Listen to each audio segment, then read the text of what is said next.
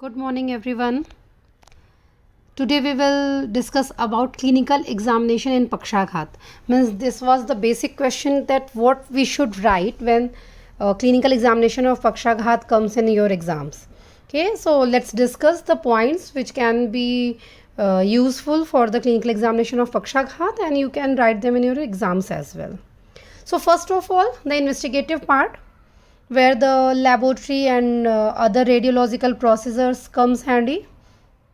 So hemoglobin should be done along with the complete hemogram to elicit some sort of anemia, or if there is some sort of infection which can be indicated in TLC and DLC. Lipid profile for hyperlipidemic patient because they are at a high risk of paralysis.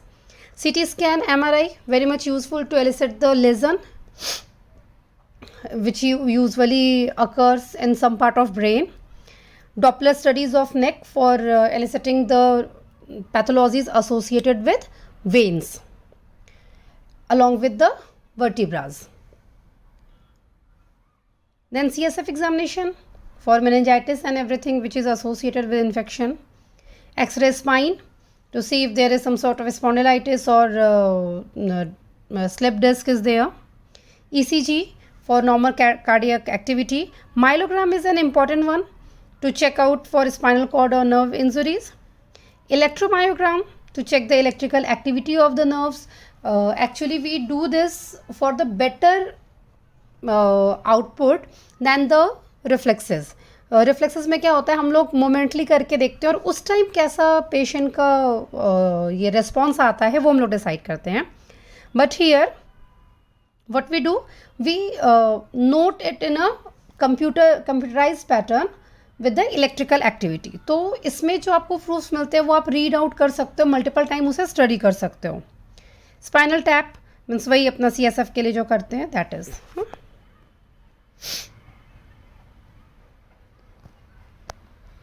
Now the risk factors: age, gender, hypertension, diabetes mellitus, obesity, hyperlipidemia. Then what are the could be the etiology. अगर आपको पता है पहले से तो it becomes very much easy to elicit. Actually paralysis के patient को आपको देखते ही पता चल जाता है ना. They are being in the bed in the helpless position, and their muscle tone and their faces are going to say that they are paralytic. But ये जो सारे कंडीशंस हैं कि सेरेब्रोवैस्कुलर एक्सीडेंट है, सेरेब्रल हेमरेज है और thrombosis है, embolism, these you can anticipate that these could be one of the causes. So everyone as of all of you are emphasizing on the reflexes, है ना, कि reflexes क्या लिखना है, कैसे लिखना है. पर उसके पहले लेट मी टेल यू कि जब पैरालिसिस के पेशेंट हम लोग देखते हैं तो सॉरी जो विसरल रिफ्लेक्सेस हैं या जो मसल स्टेटस है पेशेंट का, ये जो जनरल एग्जामिनेशन है वो आपको बहुत सारे सॉरी इंफॉर्मेशन ऑलरेडी दे देता है. फॉर एग्जांपल पैरालिटिक पेशेंट में उनका ब्लैडर कंट्रोल, स्वेलोइंग का मूवमेंट और बॉवल कंट्रोल कैसा है, एक्टिविटी कैसी है, this is very much important because in paralysis it is going to be lost और the control is going to be diminished.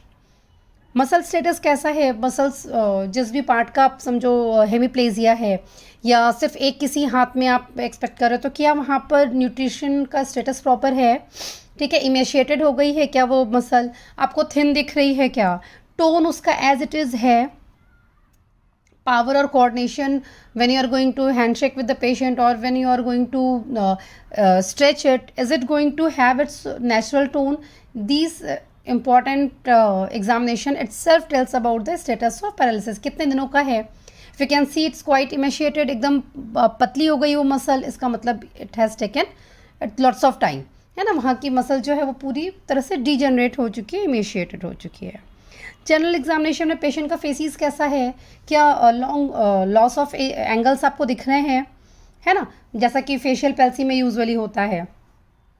Decubitus है क्या पेशेंट को, है ना. Decubitus is very much important. क्यों? क्योंकि ऐसे केसेस में जो सुपाइन पोजीशन में जब पेशेंट रहता है तो उसके अपर लिम्ब अगर फ्लेक्स्ड है, एबडक्टेड है, सेमी प्रोनेटेड है, यू कैन सी, जो कि नॉर्मल सिचुएशन नहीं होता, then you can see that yes it is abnormal.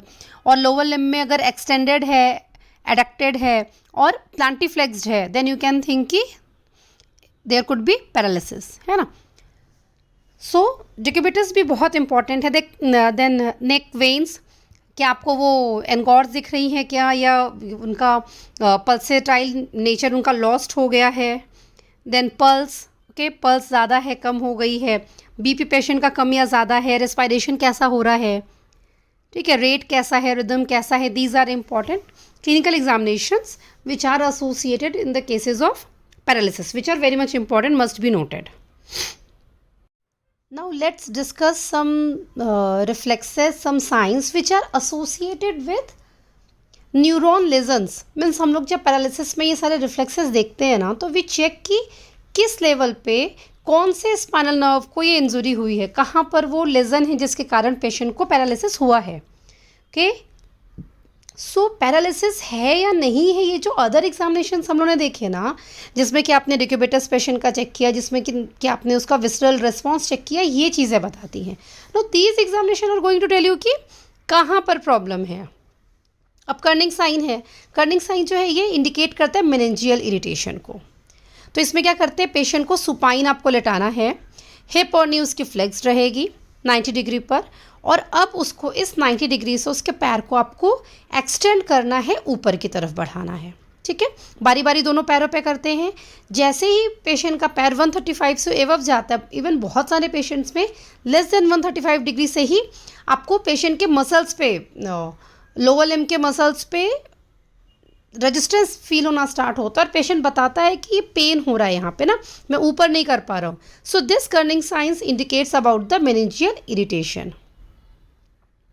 Now reflexes में सबसे पहले सुपरफिशियल रिफ्लेक्सेस, जिसमें कि एब्डोमिनल, क्रीमेस्टेरिक और प्लांटर रिस्पॉन्स आता है. एब्डोमिनल में क्या होता है, जो 9 क्वाड्रेंट्स होते हैं, इन 9 क्वाड्रेंट्स में हम लोग स्ट्रोक करते हैं. ठीक है, यूजुअली जो आपका हैमर रहता है उसका ब्लंट साइड जो रहता है, उससे हम लोग स्ट्रोक करते हैं, और एब्डोमिनल मसल्स का जो रिस्पॉन्स होता है दिस शुड बी चेक्ड. ठीक है, एट अ वन टाइम एक क्वाड्रेंट चेक किया जाता है, और साइड टू साइड दोनों साइड पे चेक करते हैं.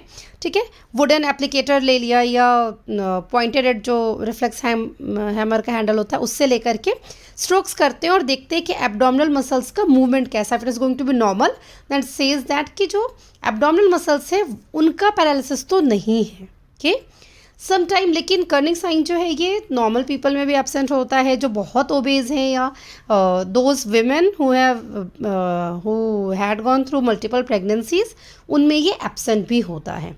सी all these reflexes are not 100% indicator of the lesions. कई बार ये निगेटिव भी आते हैं, and it's true about all reflexes.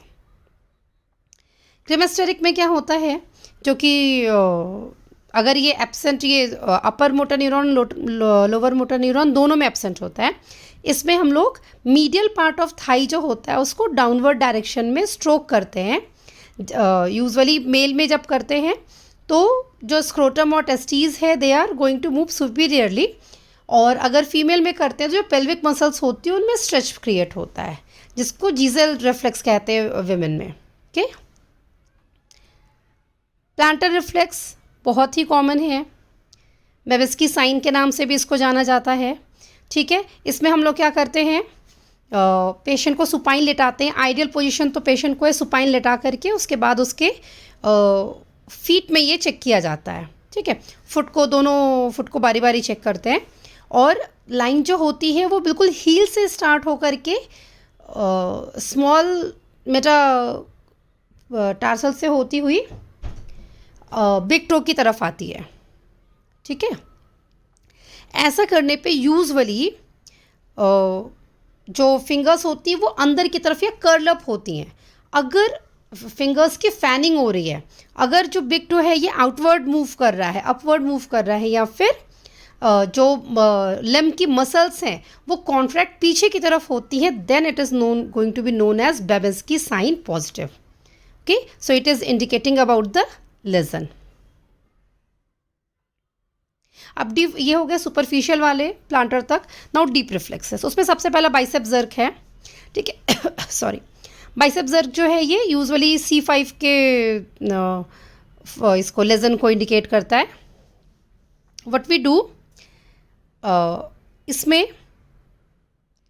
जो हैमर है, क्लिनिकल हैमर है, इसको हम लोग medial side of cubital fossa पर ये करते हैं, टैप करते हैं. ठीक है, टैप करने पर बाइसेप्स की मसल्स जो होती हैं अगर उनमें जर्क क्रिएट होता है और अलॉन्ग विद दैट पेशेंट के फोर आर्म में भी ये जर्क क्रिएट होता है, then we know that this is normal bicep jerk. अगर ये डिमिनिश्ड है, अगर ये फ्लैसिड दिख रहा है, then it is going to be known to be associated with some lesion in upper motor neurons. ठीक है, या फिर अगर पूरा पूरा कम हो गया है, एब्सेंट है या रिड्यूस है, तो लोअर मोटर न्यूरॉन के साथ में ये एसोसिएटेड है. ठीक है, तो अगर एब्सेंट है और ब्रिस्क है तो अपर मोटर, और अगर एब्सेंट है या रिड्यूस है तो lower motor. Tricep jerk, tricep jerk में भी हम लोग, when we talk about tricep jerk, what we do, we make a forearm loosely hanging with a 90 angle of the patient. ठीक है, पेशेंट के हाथ को 90 डिग्री पे रखना है और उसको रिलैक्स रखना है ताकि ट्राइसेप मसल्स जो हैं वो रिलैक्स फॉर्म में रहें. और ट्राइसेप जो कि आपके एल्बो के बैक साइड पे इसका टेंडन रहता है, वहाँ टेंडन पे हल्का सा जर्क मारते हैं. If you are going to tap वहाँ पे करते हैं, तो वो टैप करने से फोआर्म जो होता है वो एक्सटेंड करने का ट्राई करता है और ट्राइसेप में कॉन्ट्रैक्शन होता है नॉर्मली. ठीक है, अगर ये एब्सेंट है तो this is indicating about C7 and C8 lesion, जिसमें कि myopathy, neuropathy, spondylitis, sometimes poliomyelitis and hypothyroidism में भी ये एब्सेंट रहता है. Okay,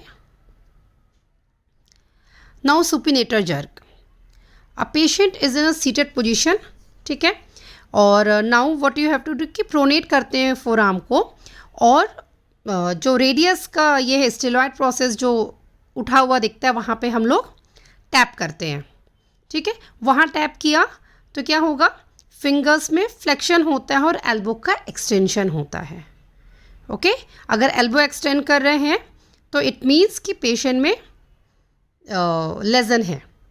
and if they are going to rest, pronate कर रहा है, ठीक है, अंदर की तरफ आ रहा है, then it's normal response, means negative है वहाँ पे supinator jerk. Now knee jerk, ये तो बहुत बार आपने देखा होगा, किया भी होगा. इसमें क्या करते हैं, जो नी कैप्स रहते हैं ना, उसके जस्ट नीचे हैमर से स्ट्राइक करते हैं. जैसे ही स्ट्राइक करेंगे क्वाड्रिसेप्स मसल्स जो हैं ये कॉन्ट्रैक्ट करते हैं और पैर आगे की तरफ होता है, एक्सटेंड करता है, और उसके बाद रेस्ट पे जाता है. ठीक है, तो this is very much easy reflex, आपने कई बार ये देखा भी हुआ है. और अगर ये नी रिफ्लेक्स जो है ये जब एबनॉर्मल होता है तो वेस्टफेल साइन के नाम से भी जाना जाता है. Now ankle jerk, ankle jerk में भी क्या करते हैं, सेम आपको वहाँ पे ये करना है, टैप करना है. यहाँ पर एक्लेस टेंडन जो होता है इस पे काम करते हैं. ठीक है, तो पैर कैसा रहेगा पेशेंट का, स्ट्रेट पेशेंट को सुपाइन रखते हैं. अच्छा, नी जर्क जब देते हैं तो पेशेंट को आपको सिटिंग पोजीशन में रखना है. ओके, सुपिनेटर में, बाइसेप में, ट्राइसेप में, इसमें पेशेंट सिटिंग रहता है. ओके, मैबेस्की साइन में, कर्निंग साइन में पेशेंट लेटा हुआ रहेगा, सुपाइन रहेगा. ओके, तो पेशेंट के एंकल को रिलैक्स करते हैं एंकल जर्क में. ओके, और एक्लेस पे हल्का सा स्ट्राइक करते हैं तो जो पैर रहेगा वो प्लांटर फ्लेक्शन में जाना चाहिए. अगर जा रहा है तो इसका मतलब पेशेंट में लेजन जो है वो प्रेजेंट है. ठीक है, if it is not having plantar flexion that indicates about the normal response. Okay, these are the reflexes associated with the neurological examination, जो कि हम लोग पैरालिसिस में यूजुअली करते हैं. बहुत सारे बार आप देखोगे कि आर्थराइटिस वगैरह जब रहता है जहाँ पे आप नर्व इन्वॉल्वमेंट ये करते हो, सस्पेक्ट करते हो, तो भी किए जाते हैं. If there would be any question then let me no.